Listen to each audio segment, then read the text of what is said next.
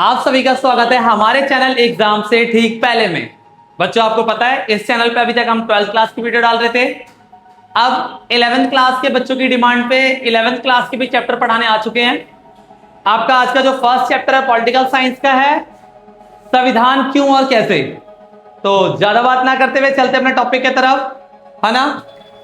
आज का जो हमारा टॉपिक रहने वाला है संविधान के ऊपर बात करेंगे। उससे पहले हम बेसिक चीजें जान लेते बेटा पॉलिटिकल के बारे में। सबसे पहले पॉलिटिकल साइंस को बनाया किसने, आरंभ किसने किया, शुरुआत किसकी मानी जाती है।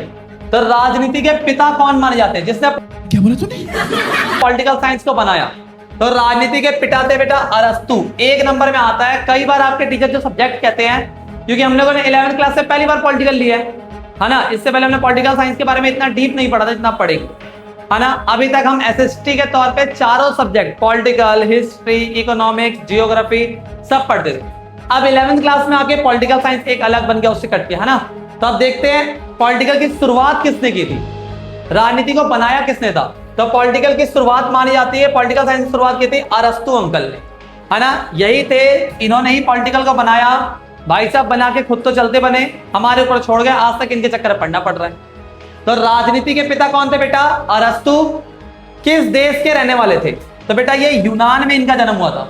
ये यूनान के रहने वाले थे और इनकी विचारधारा बताई जाती है यूनानी विचारधारा, ठीक है। तो राजनीति के पिता कौन है, अरस्तु। बस आप इतना याद रखें। सेकंड बात करें, आपको पता है एक चीज और, विश्व के अंदर देश, जैसे हम पॉलिटिकल साइंस पढ़ रहे थे, विश्व में देशों की संख्या, देशों की संख्या ऑल ओवर वर्ल्ड की बात करें तो लगभग कितने देश, विश्व के अंदर देशों की लगभग संख्या कितनी।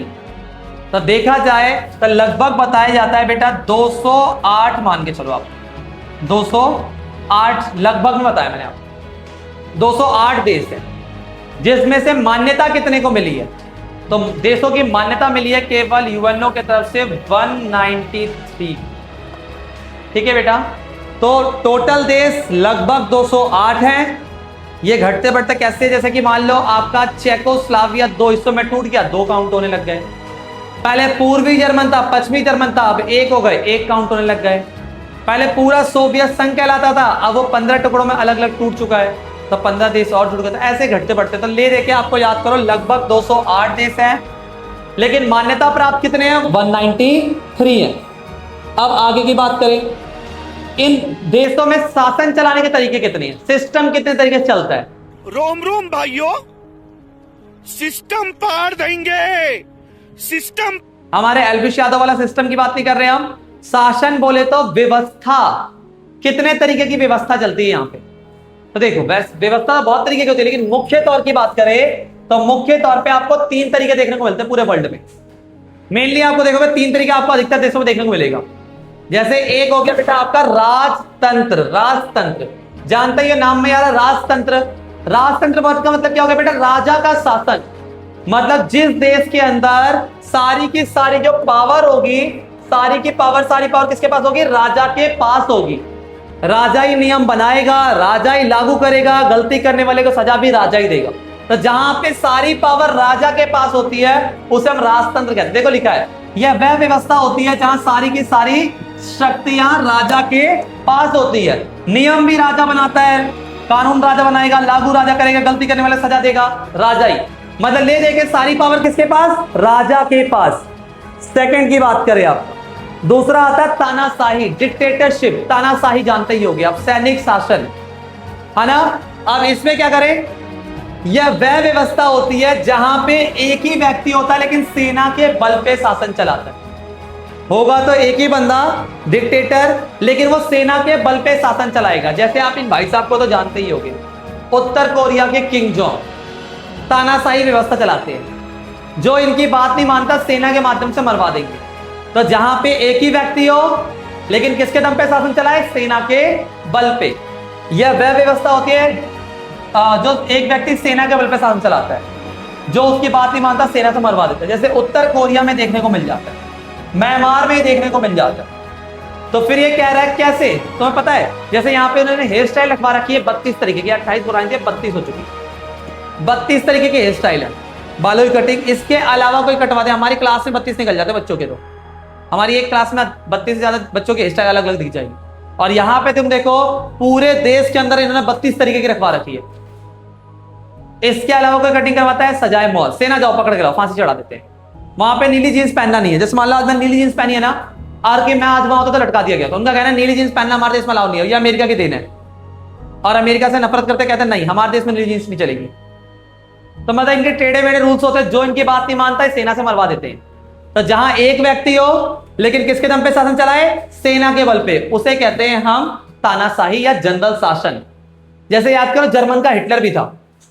तीसरी व्यवस्था सबसे अच्छी व्यवस्था जो मानी गई है, आपसे पूछे तीनों में सबसे बेहतर कौन है, यही व्यवस्था जलवा है हमारा। इसे हम कहते हैं बेटा लोकतंत्र। लोकतंत्र बोल रहे तो लोगों का शासन, या इसे प्रजातंत्र भी बोल सकते हो। इंग्लिश में कहते हैं हम डेमोक्रेसी। क्या होता है डेमोक्रेसी? लोकतंत्र में क्या होता है, आपके पापा मम्मी जाते हैं, जाके आपके पापा मम्मी वोट देते हैं, अपने कैंडिडेट को चुनते हैं, उम्मीदवार को चुनते हैं, है ना। लोकतंत्र क्या होता है? वह व्यवस्था होती है जहां लोगों के माध्यम से शासन चलाया जाता है। किसके माध्यम से चलाया जाता है? लोगों के माध्यम से। तो लोकतंत्र वह व्यवस्था होती है जहां पे लोगों के माध्यम से शासन चलाया जाता है। ये अमेरिका के राष्ट्रपति थे जिनका नाम था अब्राहम लिंकन। ये रे भाई साहब अब्राहम लिंकन। इनके कहीं भी बायोग्राफी वगैरह पढ़ना, इनके ऊपर किताब जो लिखी गई है ना, बहुत ही अच्छे इंसान थे। पता चलेगा ये अमेरिका के 13वें राष्ट्रपति बनेंगे। तो इन्होंने ही लोकतंत्र की डेफिनेशन ली थी। लोकतंत्र है क्या? लोगों के लिए लोगों द्वारा चलाया जाने वाला शासन।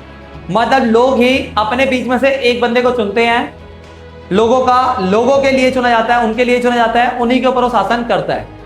मतलब ले दे के लोकतंत्र पावर किसके पास होती है? जनता के पास। अच्छा शासन कर रहे तो अगली बार भी वोट देंगे, नहीं कर रहे भाई अगली बार वोट ही नहीं देंगे। बनाने की पावर हमारे पास, हटाने की पावर हमारे पास। प्लस में शासन में रहते हुए दिक्कत करेंगे तो आंदोलन हम कर सकते हैं, अनशन हम कर सकते हैं, धरना प्रदर्शन हम कर सकते हैं। तुम देख रहे हो जंतर मंतर पे चल रहा है आपका कॉकरोच जनता पार्टी का, है ना। तो जैसे जनता कुछ गलत लगता है सरकार के खिलाफ, जनता आवाज उठा सकती है। लोकतंत्र की सबसे बड़ी खासियत ही तो यही है कि सारी पावर जनता के हाथ में होती है। जनता वोट देके अपने उम्मीदवार को चुनेगी तो वो भी नहीं है कि वो तानाशाही रूप ले लेगा।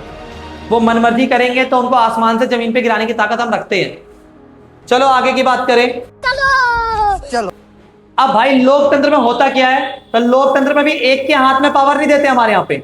लोकतंत्र में क्या कर देते हैं? लोकतंत्र में जो सरकार है ना बेटा, सरकार के अंगों में बांट दिए, पावर को बांट देते हैं। शक्तियों का बंटवारा होता है, बोले तो पावर शेयरिंग। जैसे भारत में लोकतंत्र है, हमारे यहाँ लोकतंत्र तो है भारत में। अब लोकतंत्र में हमारे यहाँ पे क्या करते हैं? सरकार के 3 अंग बना दिए। एक है आपकी विधायिका, एक है आपकी कार्यपालिका और एक है आपकी न्यायपालिका। तो कोई आपसे पूछ रहे सरकार के कितने अंग होते थे? सरकार के 3 अंग होते थे, विधायिका, कार्यपालिका और न्यायपालिका। तो विधायिका क्या करती है? तो हमारे देश में विधायिका बोले तो जिसको कानून का निर्माण करा जाता है, बोले तो इसमें आती है आपकी संसद भी आ जाती है इसमें आपकी। मतलब जो हमारे देश में कानून बनाते हैं। 11वीं क्लास में चैप्टर 5 है, इसके ऊपर हम पढ़ेंगे। विधायिका बस 1 वर्ड अभी यहाँ याद रखो कि विधायिका वो है जो कानून का निर्माण करती है। सेकंड नंबर पे आ गई बेटा कार्यपालिका। अब कार्यपालिका क्या करती है? तो हमारे देश में कार्यपालिका का काम है कानूनों को लागू करना, है ना। इसमें आते हैं हमारे प्रधानमंत्री आ जाते हैं। नरेंद्र मोदी जी है ना प्रधानमंत्री वर्तमान में 2014 से अभी तक। दूसरा ये हमारे राष्ट्रपति हैं द्रौपदी जी, पता ही होगा, है ना। तो कहने का मतलब क्या है कि हमारे यहाँ पे ये है कार्यपालिका, ये कानूनों को लागू करते हैं। इसके अलावा और भी आते हैं, हमारी नौकरशाही आती है, IAS IPS आ जाते हैं। उसके अलावा हमारे कैबिनेट मंत्री भी आते हैं। तो वो सब हम इस चैप्टर के बारे में पढ़ेंगे, चैप्टर 4 के अंदर। देख रहे हैं इन टॉपिकों के ऊपर आपका एक चैप्टर है। अगला आपका न्यायपालिका। न्यायपालिका क्या करती है बेटा हमारे यहाँ पे? न्यायपालिका का काम है कानून की रक्षा करना। कोई तुर्रम कह रहा है मैं नहीं मानता कानून, जो संविधान अपना भाड़ बजाए, ऐसे बोलने लग जाए तो ऐसे बंदे को कोर्ट क्या करता? पकड़ के सजा देगा। न्यायपालिका मतलब कोर्ट, हमारे lower court, district court, high court, supreme court, जज, वकील, ये न्यायपालिका में आते हैं। और ये क्या करते हैं? कानूनों की रक्षा करते हैं। इसके ऊपर हम चैप्टर 6 में जानेंगे। तो ये हमारी बेसिक चीज हो गया, है ना। अब आगे की बात करें, हमारा फर्स्ट चैप्टर है संविधान क्यों और कैसे। बुक का नाम भारत का संविधान। तो ये संविधान है क्या? संविधान को हम इंग्लिश में कहते हैं कॉन्स्टिट्यूशन। तो कॉन्स्टिट्यूशन होता क्या है बेटा? कॉन्स्टिट्यूशन वो है, इसमें नियम लिखे हुए, कानून लिखे हुए, कायदे लिखे हुए हैं। किस लिए? ताकि देश के शासन को सही से चला सके। तो कोई आपसे पूछे संविधान क्या है, तो बता दोगे संविधान, फर्स्ट पॉइंट, यह एक लिखित दस्तावेज है, लिखा हुआ है, लिखित दस्तावेज है, मतलब कागजों के ऊपर ही लिखा है, तो ये लिखित दस्तावेज है। क्या लिखा है इसमें? तो किसी भी देश के शासन व्यवस्था को सुचारू, बोले तो सही रूप से चलाने में संविधान सहायता करता है। संविधान क्या करता है? संविधान नहीं होगा तो भी देश चलेगा, लेकिन सब अपनी मनमर्जी चलाएंगे, जिसकी लाठी उसकी भैंस वाली बात हो जाएगी, है ना। जिसके पास पावर है वो दादागिरी करेगा। इसलिए संविधान क्या करता है? संविधान के अंदर हमने नियम लिखे हैं ताकि देश नियमों के अनुसार चले, कानून कायदे लिखे हैं, लॉ वगैरह बना रखा है, कायदे, प्रधानमंत्री का काम करेगा, राष्ट्रपति का काम करेगा। तो आपसे कोई पूछे संविधान क्या है, तो संविधान है जी लिखित दस्तावेज। क्या लिखा है इसमें? तो इसमें नियम, कानून, कायदे लिखे हैं, किस लिए? ताकि देश के शासन को सही ढंग से चला सके। देखो ऐसा हमारा संविधान लिखता है, ये हमारे संविधान की किताब है, ठीक है। अब आगे बात करें, क्या लगता है संविधान कितने प्रकार के होते हैं? तो विश्व की बात करें बेटा, विश्व में संविधान दो प्रकार के देखने को मिल जाते हैं। एक है हमारा लिखित संविधान और एक है हमारा मौखिक संविधान। लिखित क्या है? जैसे भारत का लिखित संविधान है। लिखित क्या होता है? देख सकते भाई साहब लिख रहे हैं। लिखित संविधान वो होता है जिसमें नियम कानून कायदे क्या हो, लिखे गए हो। तो लिखित संविधान वो होता है जिसमें नियम कानून कायदे लिखे गए। जैसे किसका लिखित है? हमारा भारत का लिखित है, अमेरिका का लिखित है। तो लिखित संविधान वो होता है जिसमें नियम कानून कायदे लिखे गए। मौखिक संविधान, अब मौखिक संविधान कौन सा होता है? तो इसमें नियम कानून कायदे मुख से बोले गए हो तथा रीति रिवाज परंपराओं पे आधारित हो। जैसे उनकी परंपरा, उनका कल्चर चलता रहा, वैसे ही मानते रहे, वैसे ही नियमों को मानते रहे, और वो मुख से बोले गए, कहीं लिखा नहीं गया। तो लिखित संविधान उसे कहते हैं, या मौखिक संविधान, मौखिक संविधान उसे कहते हैं जिसमें नियम कानून कायदे मुख से बोले गए। और किसका संविधान मौखिक है? तो ब्रिटेन का मौखिक है, इजराइल का मौखिक है। आपसे आता है एमसीक्यू में, कई बार आया, पिछले बार का पेपर उठाकर देखने को मिलेगा, किस देश का संविधान अलिखित है, और उसमें ब्रिटेन का नाम दे देगा, क्योंकि आपकी बुक में मेनली ब्रिटेन के ऊपर फोकस किया है। तो याद रखना, ब्रिटेन का संविधान क्या बेटा? अलिखित बोलो या फिर मौखिक बोलो। और लिखित किसका है? हमारे भारत का और अमेरिका का है, ठीक है। आगे चलते हैं। अब हमारे संविधान के ऊपर जो एमसीक्यू क्वेश्चन बनते हैं वो ये बनते हैं, भारत का संविधान किसने बनाया? बच्चे बोलते हैं सरदार वल्लभ भाई पटेल, भीमराव अंबेडकर, नरेंद्र मोदी, कुछ भी। लेकिन किसी एक ने अकेले ने संविधान नहीं बनाया। यही हमें यहां पढ़ना है। भारत का संविधान बनाया संविधान सभा ने बनाया बेटा, संविधान सभा ने। तो भारत का संविधान किसने बनाया? कोई अकेले नहीं थी, एक पूरी असेंबली थी, पूरी सभा थी, सब मिलकर चर्चा करते थे, बहस होती थी, पक्ष बोलता था, विपक्ष बोलता था, फाइनल डिसीजन लिखा जाता, तब जाकर उसको लिखा जाता था। तो भारत का संविधान बनाया था संविधान सभा, बोले तो कॉन्स्टिट्यूशन असेंबली ने बनाया। तो भारत के संविधान सभा में सदस्य कितने थे? कितने सदस्यों ने? भारतीय संविधान सभा में सदस्य कितने थे? तो सदस्यों की बात करें 389 सदस्य थे, 389 सदस्य। तो भारत के संविधान को बनाने में समय कितना लगा? टाइम कितना लगा? क्या 2 दिन में संविधान बन जाएगा? नहीं, इतना बड़ा देश है, हिंदू मुस्लिम सिख ईसाई अमीर गरीब काला गोरा, इतने सारे लोग हैं, सबके बारे में सोचना था। तो हमारे संविधान को बनाने में असेंबली ने टाइम लिया था 2 वर्ष 11 महीने 18 दिन भाई साहब, 2 वर्ष 11 महीने 18 दिन।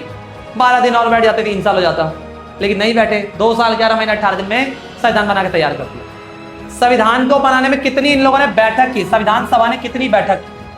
ऐसा तो नहीं होगा एक बार बैठे तो 2 साल 11 महीने 18 दिन बाद ही उठे होंगे। टाइम टाइम पे सभा बैठती थी। बैठक कितनी बार हुई थी? तो 166 बैठक हुई थी, 166 बैठक। क्या लगता है संविधान बनाने में धन कितना लगा? तो देखो उस टाइम के 64 लाख लगे थे। 64 लाख की वैल्यू थी बेटा उस टाइम, है ना। उस टाइम के 64 लाख की वैल्यू का मतलब क्या? उस टाइम ना लोगों की सैलरी 20 रुपए 50 रुपए 100 रुपए 200 रुपए ऐसे होती। उस टाइम हम बात कर रहे हैं जब देश हमारा आजाद हुआ और जब तक संविधान बना नहीं, 1950 तक, तब की बात कर रहे हैं। उस टाइम 64 लाख, उस टाइम के 64 लाख लगे। और हमारा फिर संविधान इस तारीख को बनके तैयार हुआ, 26 नवंबर 1949 को बनके तैयार हुआ। और ये लागू कब हुआ? लागू मतलब जनता को फॉलो करने के लिए दिया गया 26 जनवरी 1950। बना देखो, बना है 26 नवंबर को, बना है बेटा 26 नवंबर 1949, और लागू हुआ है 26 जनवरी 1950। पता ही होगा तुम्हें, गणतंत्र दिवस सेलिब्रेट करते ना, है ना। तो ऐसे तो इस दिन बना था और इस दिन लागू हुआ था। मैं आपको लास्ट में बताऊंगा कि इसको देरी से लागू क्यों किया, सबसे लास्ट वाले इस चैप्टर के लास्ट वीडियो में। ठीक है, चलते हैं आगे। अब ये आता है हमारा 4 नंबर का मोस्ट इंपॉर्टेंट क्वेश्चन। बेटा लिख के ले लो, आता ही आता है, कई बार रिपीट हुआ है क्वेश्चन। भारतीय संविधान की विशेषता क्या है, खासियत क्या है? हम बाकी देशों के सामने हमारे संविधान की क्या तारीफ कर सकते हैं, हमसे हम अलग कैसे हैं, हमारे संविधान में विशेष क्या है, अलग क्या है? तो भारतीय संविधान की पहली विशेषता, भारत का संविधान विश्व का सबसे बड़ा और लिखित संविधान है। हमारे संविधान दुनिया का सबसे बड़ा और लिखित संविधान है हमारा संविधान। तो हमारे संविधान की पहली खासियत हो गई विश्व का सबसे बड़ा और लिखित संविधान। दूसरा, भारत के संविधान में बेटा मौलिक अधिकार भी है और मौलिक कर्तव्य भी। मतलब कहने का मतलब क्या, तुम यहां समझो, हमारे संविधान में बेटा मौलिक अधिकार, मौलिक अधिकार का मतलब क्या, फंडामेंटल राइट्स। तो ये तो अमेरिका में भी है, मौलिक अधिकार तो अमेरिका में है, हम अलग कैसे हुए? तो हमारे पास मौलिक अधिकार के साथ साथ मौलिक कर्तव्य, यहां लिख देता हूं ताकि दोनों समझा सकूं, मौलिक कर्तव्य फंडामेंटल ड्यूटी भी है। मतलब मौलिक अधिकार प्लस मौलिक कर्तव्य दोनों ही चीजें हमारे संविधान में। कोई भी ऐसा देश नहीं है जहां पे मौलिक अधिकार भी और मौलिक कर्तव्य भी हो, हम अलग हैं। हमारे संविधान में मौलिक अधिकार भी है और मौलिक कर्तव्य भी है। अब ये होते क्या है मौलिक अधिकार, आप इसके बारे में सेकंड चैप्टर पढ़ोगे, बेसिक बता देता हूं। मौलिक अधिकार वो अधिकार जो हमें जन्म से मिल जाते उसे मौलिक अधिकार कहते हैं। जैसे क्या, आपको वोट देने का अधिकार जन्म से मिला क्या? नहीं, 18 साल में मिला, तो मौलिक अधिकार नहीं है। मौलिक अधिकार होता है जो जन्म से मिल गया, जैसे समानता का अधिकार, स्वतंत्रता का अधिकार, शिक्षा सांस्कृतिक अधिकार, धर्म चुनने का अधिकार, धार्मिक स्वतंत्रता का अधिकार, तो शोषण के विरुद्ध अधिकार। तो यह अधिकार जन्म से मिल जाते हैं।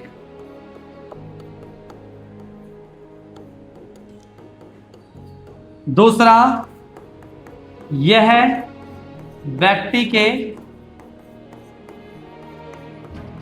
व्यक्तिगत विकास के लिए, व्यक्तिगत विकास के लिए।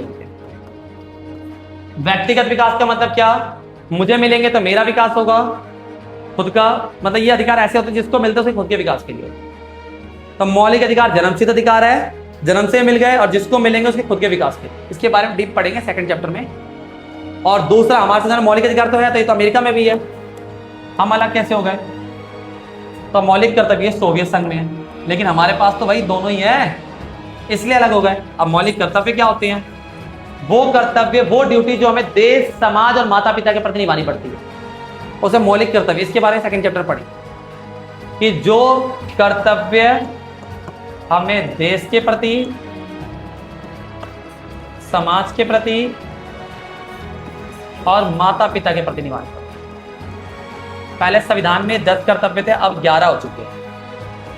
ठीक है, 11 हो चुके हैं। तो भारत के संविधान की विशेषता क्या है? भारत के संविधान में मौलिक अधिकार भी है और मौलिक कर्तव्य, दोनों चीजों का समावेश है, दोनों चीजें शामिल हो गए ना अब अलग। उसके अलावा भारत का संविधान लचीला भी है और कठोर भी है। किसी देश का संविधान बहुत ज्यादा लचीला है जैसे ब्रिटेन, किसी देश का संविधान बहुत ज्यादा कठोर है जैसे अमेरिका, लेकिन हमारा संविधान क्या, लचीला प्लस कठोर दोनों है। अब लचीला क्यों कहते हैं हमारे संविधान को, अलग से ये भी आ जाता है, तो इसको मिटा दो। फिर लचीला कैसे, अब ये जान लेते हैं, साथ में कठोर कैसे, ये भी जान लेते हैं। अच्छा, हमको सिखा रिया है। अच्छा, हम जब सुन देखो भारत का संविधान लचीला है। अब बेटा लचीला किसे कहते हैं? लचीला मान लो ये हो गया,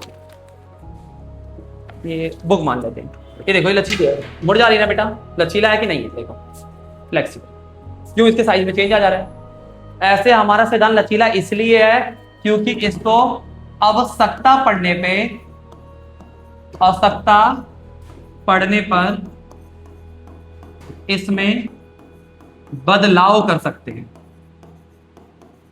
बदलाव कर सकते हैं।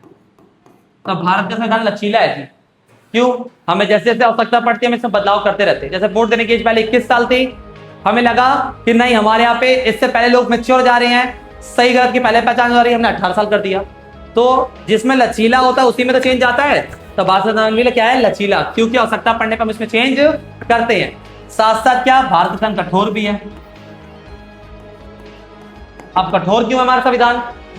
कठोर इस वजह से है क्योंकि ऐसा नहीं है कोई राष्ट्र से जाके चेंज करके आ जाएगा, बल्कि इसमें बदलाव करना थोड़ा कठिन भी है।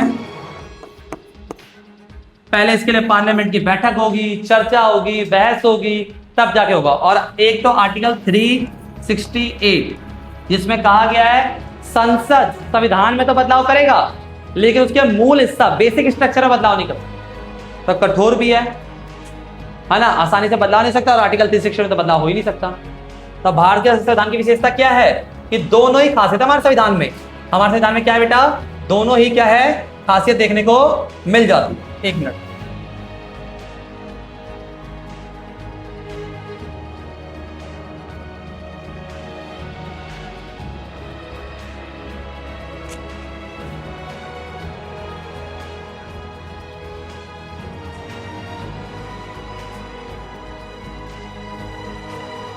ठीक है, दोनों ही खासियत देखने को मिल जाती है।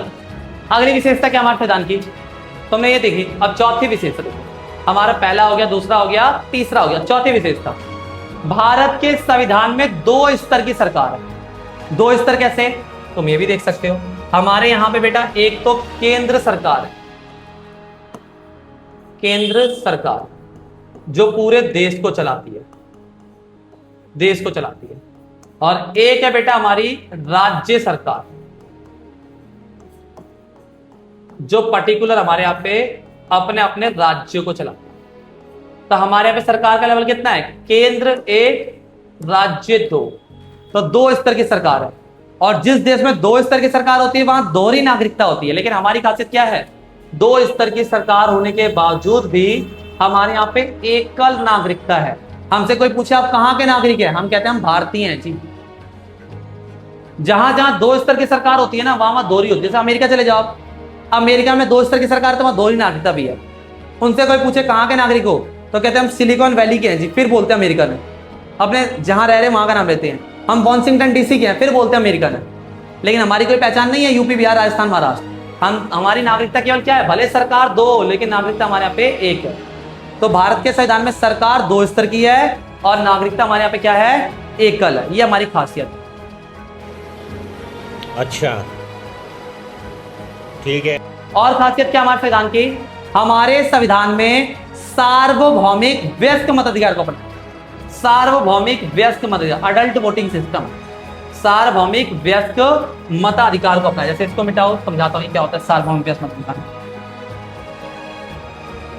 देखो सार्वभौमिक समझने के लिए नेक्स्ट पेज को समझिए। देखो सार्वभौमिक वयस्क मताधिकार। सार्वभौमिक का मतलब क्या होता है, सार्वभौमिक का मतलब वो सभी लोग जो देश की भौगोलिक सीमा के अंदर रहते, सभी को, चाहे वो हिंदू हो, मुस्लिम हो, सिख हो, ईसाई हो, अमीर हो, गरीब, मतलब सार्वभौमिक मतलब बोले तो सभी को। वयस्क, वयस्क मतलब जो माइंडली अपने बारे में सही गलत सोच सकते हैं, जिसकी एज भारत में पहले 21 साल थी लेकिन 1989 में बदल दिया गया और 18 साल कर दी गई। मतलब सभी को जो 18 साल की आयु पार कर चुके हैं उनको वोट देने का अधिकार। तब भारत में सभी को वोट देने का अधिकार है, ये हमारी विशेषता है। देखो भारत के संविधान में सार्वभौमिक वयस्क मताधिकार। अमेरिका वगैरह में क्या था, पहले वहां पे खाली पुरुषों को वोट देने का अधिकार दिया गया, वही गोरा। फिर बोला गया नहीं नहीं, पढ़े लिखे पुरुष भी वोट देंगे, प्लस क्या नाम है, अमीर लोग भी वोट देंगे। फिर धीरे धीरे करके काले लोगों को वोट देने का अधिकार आया, फिर उसके बाद महिलाओं को वोट देने का अधिकार आया।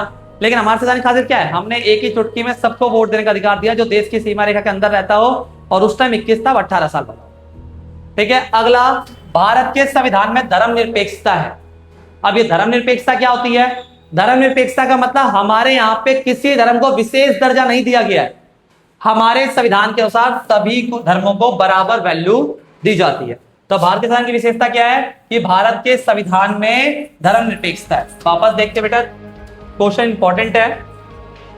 भारतीय संविधान की विशेषता क्या है, तो हमने बताया, एक तो भारत का संविधान विश्व का, पूरी दुनिया का सबसे बड़ा लिखित संविधान है। भारत के संविधान में मौलिक अधिकार भी है और मौलिक कर्तव्य भी है। भारत का संविधान लचीला भी है और कठोर भी है। भारत के संविधान में 2 स्तर की सरकार के साथ साथ एकल नागरिकता है। भारत के संविधान में सार्वभौमिक वयस्क मताधिकार प्रणाली अपना है, मतलब सभी को वोट देने का अधिकार दिया गया, लोकतांत्रिक व्यवस्था हमारे देश में। उसके अलावा हमारे यहाँ पे धर्मनिरपेक्षता है, सभी धर्मों को बराबर वैल्यू दी जाती है। तो ये हमारे संविधान की विशेषता है, भारतीय संविधान की विशेषता जो हमारे देश को अलग बनाता है, हमारे संविधान को अलग बनाता है। इसके ऊपर 2 नंबर का बनता है, लचीला कठोर क्यों कहते हैं, तो हमने बताया ना लचीला कठोर क्यों कहते हैं, तो याद रखना। आगे चलते देखिए, ये तो हमने समझ ही लिया है। आगे अब एक क्वेश्चन ये समझ लेते हैं, है ना। ये क्वेश्चन कह रहा है संविधान किससे बनाया था, संविधान सभा ने। तो क्या किसी अरे गहरे को बोला चल संविधान लिख दे? ये संविधान सभा बनी कैसे, कहां से आए थे? 389 लोग, आपको पता है संविधान सभा मेंबर थे 389। तो इस संविधान सभा कैसे बनी, 389 मेंबर कहां से आए, कैसे आए? तो देखो, तो पता है गुलाम हमें किसने बनाया था? अंग्रेजों ने। अंग्रेज देश को आजाद करके जा रहे थे, तो जाते जाते उन्होंने हमारी हेल्प की थी संविधान सभा को, असेंबली को बनाने, क्योंकि उनको पता था अभी तक हम उनके रूल्स के हिसाब से चल रहे थे, अब हमें रूल्स बनाना होगा, उसके लिए असेंबली बनानी होगी। तो अंग्रेजों ने हेल्प किया था। तो क्वेश्चन आता है संविधान सभा का स्वरूप बताइए। स्वरूप मतलब उसकी रूपरेखा कैसे तैयार होती है, या पेपर होता है संविधान सभा जो बनी थी, असेंबली जो बनी थी, उसका निर्माण कैसे हुआ, कहां से लोग आए, कौन से लोग आए? तो पहले तो भाई बताएंगे, एक योजना आई थी, फर्स्ट पॉइंट लिखोगे, योजना का नाम कैबिनेट मिशन योजना। एमसीक्यू में आता है, कब आई थी ये? मार्च 1946। इस योजना के तहत, कैबिनेट मिशन योजना के तहत 3 अंग्रेज अधिकारी ब्रिटेन से भारत आए और इन्होंने ही भारतीयों को संविधान सभा बनाने में सहायता की। वो खुद शामिल नहीं हुए, खाली कैबिनेट मिशन योजना के तहत 3 अंग्रेज अधिकारी ब्रिटेन से भारत आए, ये रे भाई साहब, ये रे भाई साहब और ये रे भाई साहब, ये 3 अंग्रेज अधिकारी ब्रिटेन से भारत आए और इन्होंने भारतीयों को संविधान सभा बनाने में सहायता किया। कैसे? तो सेकंड पॉइंट लिखोगे, अंग्रेज जब भारत में थे ना, तो 2 तरह शासन करते। मान लो ये भारत है, अंग्रेज 2 हिस्सों बांट के शासन करते। एक तो एरिया हो गया प्रत्यक्ष शासन, प्रत्यक्ष, जहां अंग्रेज जाते थे और जनता से खुद टैक्स की मांग करते थे, खुद मांग करते थे। तो जहां अंग्रेज खुद जाके शासन करते थे, खुद टैक्स की मांग करते थे, जहां टैक्स खुद मांगते थे, वो हो गया अंग्रेजों का प्रत्यक्ष वाला एरिया। और दूसरा हो गया अंग्रेजों के टाइम में देश का दूसरा हिस्सा था हमारा अप्रत्यक्ष। अप्रत्यक्ष जहां पे हमारे राजा महाराजाओं के माध्यम से, राजा महाराजा को अंग्रेज कहते जाओ अपनी जनता से जितना मर्जी उतना टैक्स लो, लेकिन हमारा हिस्सा मिला के टाइम पे दे दो। तो जहां अंग्रेज खुद नहीं जाते थे, राजाओं को कहते अपने क्षेत्र से टैक्स लो और हमारा हिस्सा लाके हमें टाइम पे दे दो। तो जहां अंग्रेज राजाओं के माध्यम से टैक्स की मांग करते थे, उसे अप्रत्यक्ष कहते थे। आप समझते हैं? देखो, जो प्रत्यक्ष वाला एरिया था ना बेटा, ये वाला एरिया, प्रत्यक्ष वाले एरिया से संविधान सभा में 292 सदस्य आए और इन 292 सदस्यों को चुनने के लिए क्या करवाया था? चुनाव करवाया था, इलेक्शन। तो बताएंगे संविधान सभा में कहां से कितने मेंबर आए? क्वेश्चन ये था। पहले तो हमने बताया कैबिनेट मिशन योजना के तहत 3 अंग्रेज अधिकारी ब्रिटेन से भारत आए, इन्होंने भारतीयों को सहायता प्रदान किया। कैसे? तो सेकंड पॉइंट होता है अंग्रेज 2 तरह शासन करते थे, प्रत्यक्ष अप्रत्यक्ष। प्रत्यक्ष वो था जहां अंग्रेज खुद टैक्स की मांग करते थे। यहां से संविधान सभा में 292 मेंबर आए, टोटल थे 389।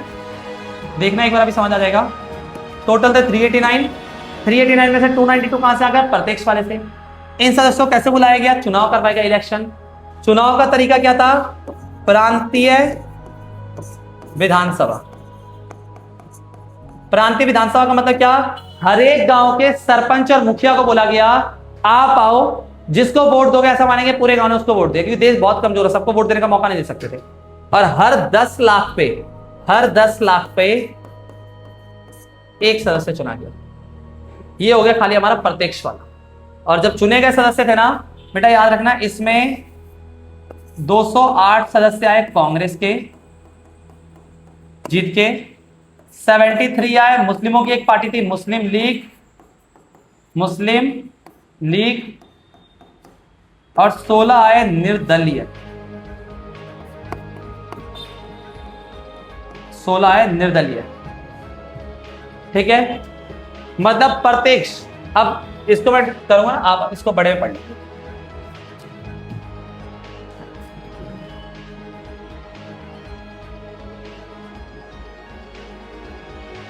देख, प्रत्यक्ष अभी हमने लिखा ना, प्रत्यक्ष जहां अंग्रेज खुद जाके टैक्स की मांग करते थे।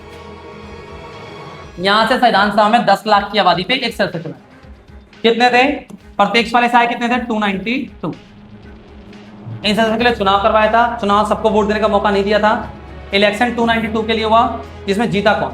देखो, कांग्रेस के जीते 208 मुस्लिम लीग के जीते 73 और निर्दलीय उम्मीदवार जीते थे 16। इसको 16 का।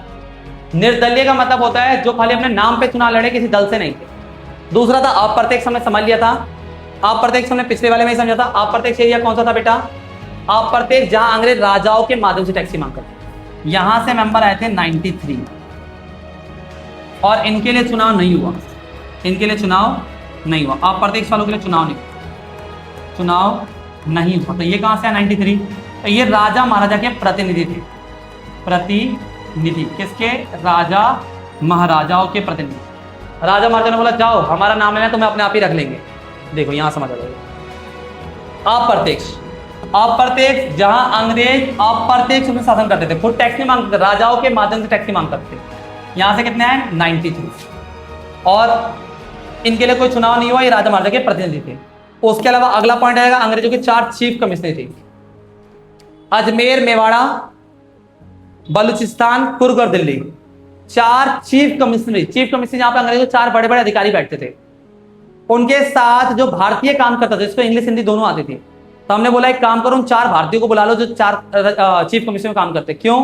क्योंकि अंग्रेजों को शामिल तो कर नहीं सकते, लेकिन चीफ कमिश्नरी को इसलिए शामिल किया गया क्योंकि उन्होंने अंग्रेजों के चीफ कमिश्नरी के जो भारतीय थे, भारतीयों को इसलिए शामिल किया गया क्योंकि उन्होंने अंग्रेजों के साथ रहते हुए काम करने का तरीका वगैरह देखा था और उनको शामिल कर लिया। और इस प्रकार संविधान सभा बनकर तैयार हो गई। कैसे दिखाएं? देखो प्रत्येक से कितने आए बेटा? 292। अभी आपने देखा था इलेक्शन पर। आप प्रत्येक से कितने आए? 93 आपने देखा था। चीफ कमिश्नरी से कितने आए? 4 अभी आपने देखा था। टोटल करके देखो, 4 और 3 7 और 2 9, 9 और 9 18, 8 आया, 1 बच गया, 2 1 3, मतलब टोटल होगा 389। इस प्रकार 389 मेंबर आए। लेकिन पता है क्या, इसी बीच देश का बंटवारा हो गया और एक योजना आ गई, आपको पता ही है। योजना का नाम था माउंट बैटन योजना। माउंट बैटन योजना आ गई थी देश में हमारे। अभी इतना नया संविधान बनाना शुरू ही किया था 389 ने, ये माउंट बैटन योजना आ गई। 3 जून 1947 को माउंट बैटन योजना के तहत भारत और पाकिस्तान का बंटवारा तय हुआ और इस योजना के तहत देश का क्या हो गया बेटा? बंटवारा हो। देश का बंटवारा हो। क्या दिया गया? हिंदुओं के लिए हिंदुस्तान, मुस्लिमों के लिए हुआ कि 1 करोड़ से ज्यादा लोग बेघर हुए, करीब 10 लाख लोग दंगों में मारे गए। पाकिस्तान, जिस वजह से वो 73 जो मेंबर थे ये वाले मुस्लिम लीग वाले, उनको पाकिस्तान जाना पड़ गया। 93 में कई राजा महाराजाओं के मुस्लिम थे, वो भी पाकिस्तान चले गए। इस चक्कर में विभाजन के बाद बच गए थे 299। देखो ये लिखा है, कई बार एमसीक्यू में आता है कि देश के विभाजन के बाद संविधान सभा में कितने बचे? टोटल तो थे 389, लेकिन विभाजन के बाद बच गए थे 299, 299। लेकिन फिर क्या हुआ? साइन करने की बारी आई जब संविधान पारित हो रहा था तो कई राजा महाराजा गुस्सा हो गए, देश का बंटवारा क्यों किया? इसलिए साइन करने पहुंचे केवल कितने? 284। इतने सदस्य साइन करने पहुंचे। तो हस्ताक्षर करने कितने पहुंचे? 284। तो कई बार एमसीक्यू में आता है हस्ताक्षर करने कितने पहुंचे? 284। विभाजन में बच गए कितने? कहते हैं 299 और टोटल कितने थे? 389। ये था हमारा। समझ आया बेटा? वापस एक बार इसको समझते हैं क्योंकि ये इंपॉर्टेंट क्वेश्चन भी और बड़ा भी है ना। इन सबको एक बार मैं मिटा देता हूं, 1 सेकेंड दो।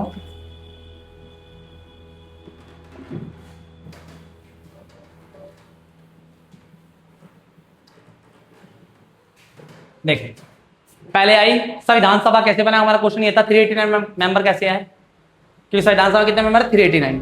पहले आई कैबिनेट मिशन योजना। इस योजना के तहत 3 अंग्रेज अधिकारी भाई साहब आ गए ब्रिटेन से भारत, ये रहे तीनों, इन्होंने हमारी सहायता की। फिर हमने दूसरा, अंग्रेज 2 शासन करते थे, प्रत्यक्ष अप्रत्यक्ष। प्रत्यक्ष वो एरिया जहां से खुद टैक्स की मांग करते थे, अप्रत्यक्ष वो एरिया जहां राजाओं के माध्यम से टैक्स की मांग करते थे। तब प्रत्यक्ष वाले एरिया से कितने मेंबर आए? संविधान सभा के अंदर प्रत्यक्ष वाले से आए 292। ये 292 कैसे आ गए? खुद से तो आए नहीं होंगे, चलो मुंह उठाए चले गए, नहीं, बल्कि इनके लिए चुनाव करवाया गया था। चुनाव कराया गया, हर 10 लाख पे 1 मेंबर आया। चुनाव में सबको वोट देने का मौका नहीं दिया, प्रांतीय विधानसभा के तरीके से चुनाव कराया। हर एक गांव के सरपंच और मुखिया ने वोट दिया क्योंकि देश बहुत कमजोर था। इलेक्शन में 292 के लिए हुआ, जिसमें जीता कौन? तो हमने बताया था यहाँ कि इसमें 208 जीते कांग्रेस के, क्योंकि उस टाइम कांग्रेस पार्टी थी। दूसरे 73 जीते बेटा मुस्लिम लीग के, ये रहे, और 16 सदस्य जीते निर्दलीय, है ना। तो 208 कांग्रेस के जीते, 73 मुस्लिम लीग के, 16 निर्दलीय। मुस्लिम लीग वो पार्टी थी जो 1906 में बनी थी मुस्लिमों के अधिकारों की रक्षा करने। देश के विभाजन के बाद ये पाकिस्तान चली गई थी। फिर दूसरे पे आ गए हम अप्रत्यक्ष वाले पे। अब अप्रत्यक्ष वाला एरिया हमने बताया था वो था जहां अंग्रेज राजाओं के माध्यम से टैक्स मांग करते थे। यहां से कितने आए? 93 आए थे। अब राजाओं वाले क्षेत्र से जो मेंबर आए थे इनके लिए चुनाव नहीं हुआ, राजाओं के नाम पे इनको रखा गया था, मतलब राजाओं के प्रतिनिधि माने गए।